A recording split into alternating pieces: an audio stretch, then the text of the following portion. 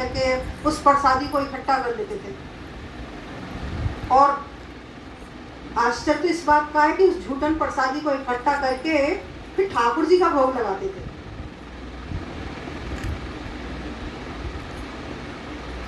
उसका भोग लगाते और फिर बाद में उस झूठन का प्रसाद का अपन निर्वाह करके अपने पेट का पालन करते।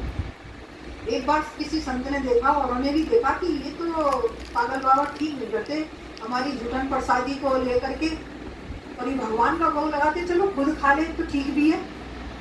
भक्त कुछ भी कर सकता है और भगवान भक्त के ही बस में है, वो किसी भी तरह से रीझ सकते हैं। आप सोचें सीधी सीधी बहुत विधि पूर्वक विधान से पूजा कर रहे हैं, उसमें भाव नहीं है तो वो बिल्कुल ही निरर्थक है उनके लिए। कुछ भी ना करो, कैसे भी करो, उल्टा सीधा करो, अगर उसमें भाव की प्रधानता है तो वो भगवान सहज ही स्वीकार करते हैं। जितने भी ग्रंथ हैं, कथाएं, वो सब उनको इसी तरह से इंगित करती हैं।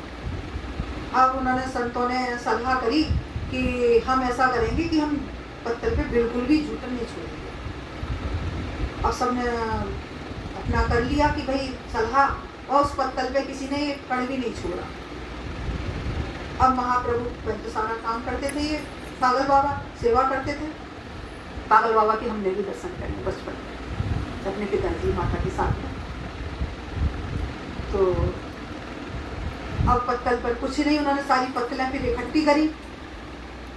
और इसलिए जो पागल वही है जो पाले और गल जाए उसमें, पागल उसी को ही कहते हैं। बाद में मिलता है नाम तो पागल, पहले तो जीते जी जब संसार में कोई रहता है तो ये पत्थर, गाली गलौज यही सब मिलती है।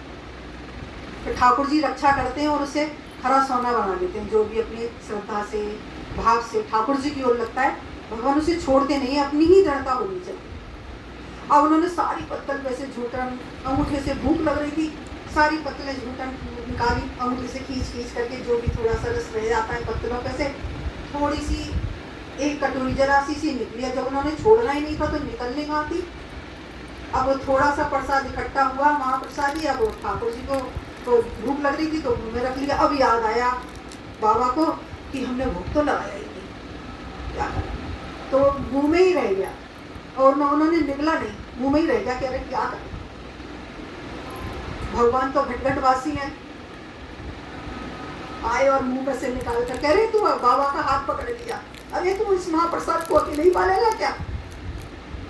और लिया हाथ पकड़ करके और मुंह में से निकाला और अपन ने प्रसाद पा लिया। इतने से भगवान की तृप्ति हो गई और बाबा की भी तृप्ति हो गई। जब से उनको इस तरह की घटना से और लीला से सबने देखा तब सब दम रह गए, उनके चरणों में सबने प्रणाम करा और वो पागल बाबा का वृंदावन लाए, बहुत बड़ा मंदिर है। फिर वो पागल बाबा ठाकुर जी के उसमें रस पागल थे ही, और आज भी उनकी ख्याति है। उनके पास में एक थैली रहती थी, एक रुमाल रहता था। अगर उन्होंने वो थैली और रुमाल किसी के सिर पर छोड़ा दी तो उसके बारे न्यारे हो रहा